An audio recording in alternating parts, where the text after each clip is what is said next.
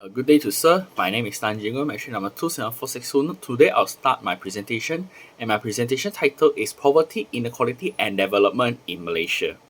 Firstly is the introduction. Poverty, inequality and development are all closely related to each other. Poverty is a condition of circumstance in which an individual or group of individuals do not have sufficient income or the basic necessities of life. The inequality describes the difference in scope, severity, conditions, and others. The growing of disparity between the wealthy and the poor illustrate how inequality has an impact on it. There are a few ways to measure the inequality, including using the indicators of income, consumption, wealth, gender, employment, health, and other factors. The development has been connected with the economic expansion. Development is increasingly centered on the individual as the unit of analysis rather than the economy. And development is measured in terms of capacities and freedoms rather than wealth. Next is the content part. Malaysia's poverty rate falls from 49.3% in the year of 1970 to 5.6% in the year of 2019, as it can be seen at all racial and ethnic groups, geographical regions, urban and rural areas. Currently, the challenges that Malaysia faces are related to poverty and unequal distribution of income. Malaysians have developed a plan which is a new economic policy. The aim of this policy is to reducing and eventually eliminate the absolute poverty. The second is to reorganize society in order to fix imbalance of the economy. While the two aims may result in contradictory demands. This is when it comes to vulnerable household and non-Bumiputera poor. The second aim encouraged policymakers to differentiate between the ethnic groups. It results that in the pro-Bumiputeras, if affirmative programs and plans being implemented throughout society, which includes the bank, universities, and other financial institutions and state-owned enterprise.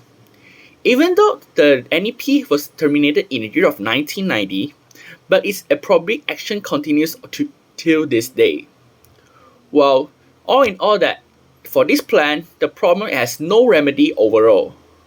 According to Khalid, the children from the poorest home would not grow up of being poor, which indicates that chronic poverty is unusual.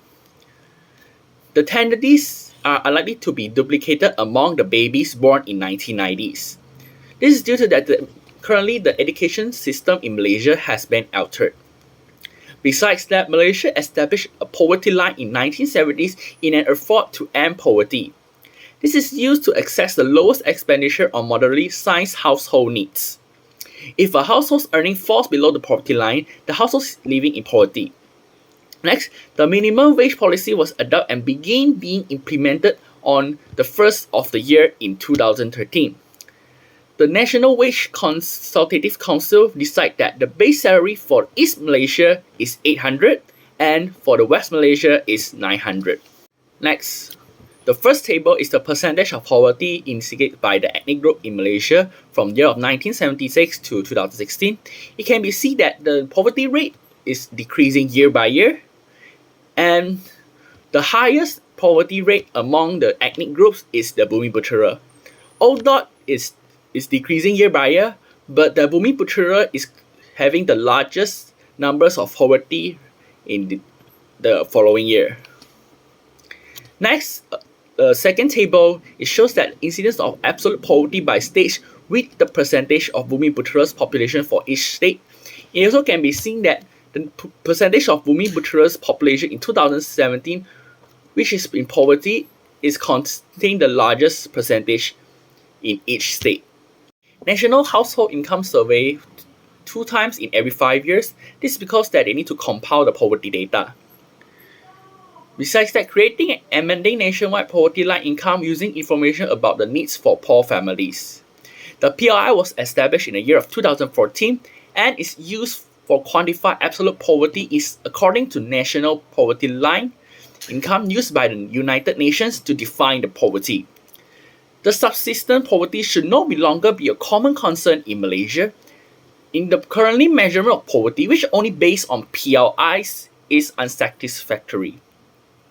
It does not take into account the dynamic and multifaceted elements of the poverty. Currently, Malaysia is replacing the usual monetary assessment with a multidimensional measurement. Since poverty in Malaysia is now more complex, this is due to the rising number of urban poor, such as the reduction in quality of living and rise in social concerns among the urban population. The absolute poverty rate has significantly fallen. It is because that the implementation of various government programs and initiatives has resulted in a fall in absolute and relative poverty. According to the 10 Malaysia Plan, it focuses on the prosperity of B40 population, given that a significant proportion of this group lives in relative poverty, demonstrate that the recent shift in emphasis to relative poverty. Here's the conclusion. Malaysian government has created and executed several strategies and initiatives to combat poverty and inequality. Although the problem is still happening in Malaysia, in contrast, it shifts to produce creating understanding and measurement of relative poverty, and the development of addressing this kind of poverty in the B40 group. Currently, the MPIs for calculating both forms of poverty have recently been established and the information is scheduled for distribution. The absolute poverty has nearly been eradicated in Malaysia. The relative poverty persists, racial dimensions and geographical were one of the significant factors. The Malaysia's poverty and landscape are no longer considered significant. That's all for my presentation. Thank you.